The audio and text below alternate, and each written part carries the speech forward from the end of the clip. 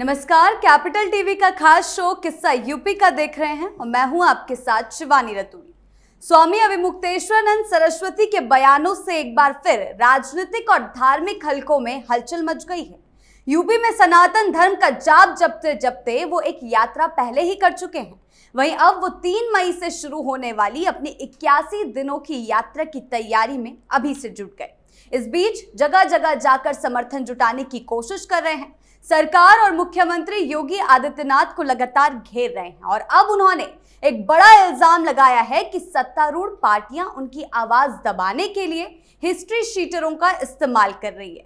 उनका कहना है सत्तारूढ़ पार्टियों की कथनी और करनी में अंतर है, इसीलिए गौ रक्षा के मामले में उनके एक्शन जमीन पर नहीं दिख रहे। वहीं सीएम योगी को लेकर उनका बयान काफी तीखा था। उनका कहना है मुख्यमंत्री 40 दिन के अंदर खुद को असली हिंदू साबित नहीं कर पाए, इसीलिए यह साबित हो गया कि वो नकली हिंदू हैं। स्वामी अविमुक्तेश्वरानंद की पिछली यात्रा में उन्हें जनता से लेकर संतों का समर्थन नहीं मिला। हालांकि उन्हें विपक्ष खासकर अखिलेश यादव का पूरा साथ मिला, फिर भी यात्रा कामयाब नहीं हो पाई। इसी के चलते अब वो अपनी अगली यात्रा के लिए हाथ पांव मारते और माहौल बनाते हुए नजर आ रहे हैं। इसी मुद्दे पर चर्चा करने के लिए मेरे साथ स्टूडियो में मौजूद हैं कैपिटल टीवी के executive editor Rajeev Kumar. Sir, बहुत बहुत स्वागत है। धन्यवाद। सर, आखिर अविमुक्तेश्वरानंद अब जो नई तैयारी में जुट गए हैं, क्या करना चाह रहे हैं? देखिए, वो जो करना चाहते हैं वो सबको मालूम है। क्यों करना चाहते हैं ये भी लगभग तय है, लेकिन जितना ज़्यादा वो इसमें आगे बढ़ेंगे वो दलदल की तरह है कि जितना ज़्यादा हाथ पैर मारोगे उतना ही अंदर घुसते जाओगे और फिर इतने अंदर चले जाओगे कि बचाने वाला कोई नहीं मिलेगा। अविमुक्तेश्वरानंद उसी रास्ते पर चल रहे हैं, जो रास्ता पहले कभी राजनीतिक तरीके से सोशल एक्टिविस्ट कहे जाने वाले लोगों ने अपनाया था, जैसे कि योगेंद्र यादव यही किया करते थे। योगेंद्र यादव अपने आप को कहेगा पॉलिटिकल नहीं, सोशल एक्टिविस्ट। हालांकि वो पॉलिटिशियन रह चुका है, आम आदमी पार्टी में काम कर चुका है, लेकिन वो यही कहता था, नहीं हम सोशल एक्टिविस्ट हैं और आंदोलन करते रहेंगे। आंदोलन किसके खिलाफ करोगे? भारतीय जनता पार्टी के खिलाफ। उसके लिए कर्नाटक जाएगा, पश्चिम बंगाल जाएगा, महाराष्ट्र जाएगा और हर जगह जाकर दुष्प्रचार कर रहा था। कर्नाटक में मुंह पे स्याही पोत दिया गया और महाराष्ट्र के अकोला में मार पीट कर उसके उसी स्टेज से भगा दिया गया जहां पर उसके स्वागत की तैयारी हो रही थी। उसी तरीके से राकेश टिकैत अपने आप को किसान नेता कहता है। किसान आंदोलन के समय इसको लगा कि नहीं केंद्र सरकार की गलती है, यानी भारतीय जनता पार्टी को हराने की कोशिश करेंगे। राकेश टिकैत चुनाव के समय उत्तर प्रदेश में एक्टिव हुआ, फिर पश्चिम बंगाल में पिछली बार चुनाव हो रहा था, वहां पर भी ममता बनर्जी का प्रचार करने के लिए गया, बीजेपी के खिलाफ काम करता रहा और उसके बाद जहां जहां चुनाव हुए राकेश टिकैत भी गया, हर जगह से लात जूता खाकर आया। अब उत्तर प्रदेश में भी उसकी हैसियत 2 कौड़ी की रह गई है, कोई पूछ नहीं रहा। अखिलेश यादव निचोड़ लिया चुनाव के समय और उसके बाद उसके तरफ देखा तक नहीं कि राकेश टिकैत कर क्या रहा है। उसके खिलाफ अब एक्शन चल रहे हैं। उसके गांव के ही प्रधान ने उसको अवैध अतिक्रमण के मामले में फंसा दिया है कि घर के आगे एक पोखर थी, पोखर को भरकर उसने अपना घर बना लिया है, इसलिए बुलडोजर कभी भी उसके घर पर चल सकता है। ये अविमुक्तेश्वरानंद यही काम कर रहे हैं। आपको सनातन धर्म के लिए लड़ना है, ठीक है, अच्छी बात है। अभी की स्थिति में सनातन धर्म के लिए लड़ने वाले के लिए समर्थन बेस बड़ा होता है, उनको किसी से बोलने की जरूरत नहीं पड़ती। ये 2014 के पहले वाला भारत नहीं है जहां पर अगर सनातन के समर्थन में, संस्कृति बचाने के लिए, गौ रक्षा के लिए, गौ संरक्षण के लिए अगर कोई आंदोलन करते हो तो आपको समर्थकों के लिए पूछना नहीं पड़ता, सीधे जुड़ जाते हैं। हिंदू राष्ट्र के नाम पर अगर यात्रा करते हैं धीरेन्द्र शास्त्री तो क्या उन्हें समर्थन जुटाना पड़ता है? दिल्ली से चलते हैं मथुरा तक जाते हुए लाखों लोग की भीड़, वो हिंदू राष्ट्र की बात करते हुए एक प्रोग्राम करते हैं, लाखों लोग उमड़ पड़ते हैं बिहार जैसे जगह पर भी। तो ये समर्थन जुटाने की जरूरत नहीं है, लोग अब जागरूक हो चुके हैं। लेकिन अविमुक्तेश्वरानंद को क्यों जुटाना पड़ रहा है? क्योंकि इनका एजेंडा, इनका इंटेंशन सनातन धर्म, सनातन संस्कृति या गौ रक्षा है ही नहीं। ये अगर गौ रक्षा की बात करते तो इनको उन प्रदेशों को चुनना चाहिए था जहां गौवंश के पशुओं के साथ सबसे ज्यादा अन्याय हो रहा है। जहां गौ को माता समझा ही नहीं जाता है, ये जाकर कर्नाटक में आंदोलन करे, जहां पर सरकार कांग्रेस की बनी और गौ कृषि की इजाजत दे दी गई कि नहीं नहीं अब तो इजाजत मिलनी चाहिए।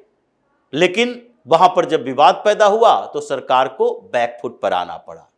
ये उन जगहों पर जाना चाहिए जहां पर सरकारें ऐसी है जो सनातन धर्म के साथ नहीं विरोध में है। कर्नाटक के बाद उनको तमिलनाडु जाना चाहिए था, जहां एमके स्टालिन का बेटा उदयनिधि स्टालिन सीधे तौर पर चैलेंज करता है, नहीं नहीं ये सनातन धर्म को नष्ट कर देना चाहिए, ये डेंगू मलेरिया की तरह है, ऐसी भाषा का इस्तेमाल करता है। आप जाओ सनातन धर्म की सुरक्षा के लिए तमिलनाडु में यात्रा करके दिखाओ, अगर औकात हैसियत है तो आप वहां नहीं जाओगे। आप पश्चिम बंगाल क्यों नहीं जाते सनातन धर्म की सुरक्षा करने के लिए, जहां पर मुर्शिदाबाद में हुमायूं कबीर जो कभी ममता बनर्जी का चहेता हुआ करता था बाबरी मस्जिद बनवाता है और आप वहां पर जा नहीं पाते। वहां पर यह सबसे ज्यादा हिंदुस्तान के किसी बॉर्डर पर अगर गाय की तस्करी होती है तो बांग्लादेश और पश्चिम बंगाल का बॉर्डर है। आप क्यों नहीं जाते वहां? मुर्शिदाबाद में जाकर धरना दो, ममता बनर्जी की सरकार पर दबाव बनाने की कोशिश करो कि गौ संरक्षण के मुद्दे पर आप हमारा साथ दीजिए।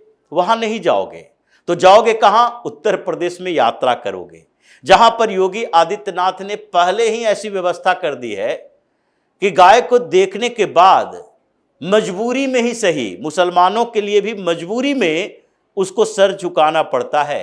सर काटने की हिम्मत किसी की नहीं है। ये नहीं है कि गाय को काट दिया जाएगा। ऐसे ही अगर सड़क पर भी गाय गौ वंश के पशु कोई भी घूमते नजर आते हैं, ये औकात नहीं है यहाँ के स्मगलर को, जो माफिया है, कि वहां से उठाकर लेकर चला जाएगा। बंगाल में ऐसा नहीं हो सकता।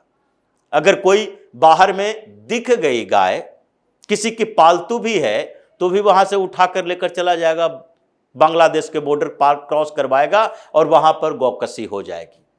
तो जो जगह जिस चीज के लिए बना है, और उत्तर प्रदेश जहां पर सनातन संस्कृति हो, सनातन व्यवस्थाएं हो, जितने दिनों में अब तक अखिलेश यादव की जब सरकारें हुआ करती थी, कोई भी ऐसा क्षेत्र नहीं था जहां पर हिंदुओं के अंदर इतना मनोबल हो, मजबूत आधार हो कि वो हनुमान जयंती के अवसर पर शोभा यात्रा निकाल सके, दुर्गा पूजा ढंग से मना सके, होली के समय में सही तरीके से होली खेल सके। पश्चिम उत्तर प्रदेश के इलाकों में मस्जिदों के आसपास से जाते हुए डर लगता था होली के समय उन्हीं लोगों को कि कहीं हमारे हाथों से रंग अबीर उड़ न जाए, मस्जिदों तक न पहुंच जाए और फिर ये सेंसिटिव जोन घोषित होगा और हम लोग जेल के अंदर होंगे। उस जगह पर आप यात्रा निकाल रहे हो तो आपका इंटेंशन तो साफ है। आप छत्तीसगढ़ में जाओ, पश्चिम बंगाल में जाओ, या फिर आप महाराष्ट्र में जाओ, हर जगह आपका निशाना, टारगेट जो होता है वो संरक्षण नहीं होता बल्कि विध्वंस होता है। और विध्वंस किसका? योगी का, योगी की सरकार का, भारतीय जनता पार्टी का। आप योगी से चैलेंज करते हो कि नहीं नहीं आप हिंदुत्व का प्रमाण पत्र दो। आपके ऊपर जो विवाद है शंकराचार्य होने का, उसका प्रमाण पत्र तो आपने अब तक दिया नहीं, और हिंदू होने का प्रमाण देने की जरूरत योगी आदित्यनाथ को है नहीं, क्योंकि वो तो ऊपर से नीचे तक, अंदर से बाहर तक ऐसे ही सनातन धर्म के प्रतीक माने जाते हैं। अभी के समय में कोई भी राजनेता ऐसा नहीं जिसमें योगी आदित्यनाथ के सनातन संस्कृति के प्रति जो आस्था और प्रदर्शन भी है उसका 10% भी दिखाई पड़ सके। तो ऐसे में अभी मुक्तेश्वर आनंद योगी को सीधा चैलेंज कर चुके हैं। अभी यात्रा निकाल रहे हैं, गौ संरक्षण यात्रा निकालो, उसके बाद दिखेगा समर्थन और उस समय दिखेगा आपके ऊपर कार्रवाई। अभी योगी की सरकार ने कोई बड़ी कार्रवाई नहीं की है। अभी तो इनके इर्द गिर्द के लोग ही हैं जो इनसे नाराज हैं, इनके ऊपर आरोप लगाए हैं, वो कोर्ट में मुकदमा लड़ रहे हैं। अभी तो इसकी शुरुआत हुई है।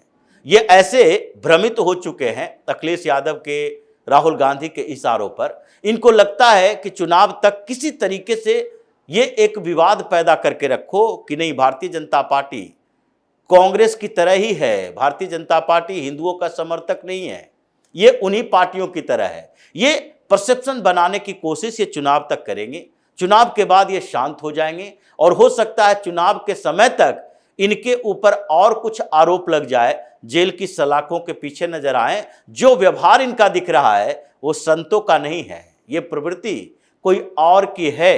और जो असुरी प्रवृत्ति वाले लोग अभी पॉलिटिक्स में आ गए हैं, सनातन विरोधी, वैसे ही प्रवृत्ति अब इन लोगों के बीच भी आ गई है, जिसका इलाज अब धीरे धीरे किया ही जाएगा। जी सर, बहुत बहुत धन्यवाद आपका इन तमाम जानकारी। धन्यवाद।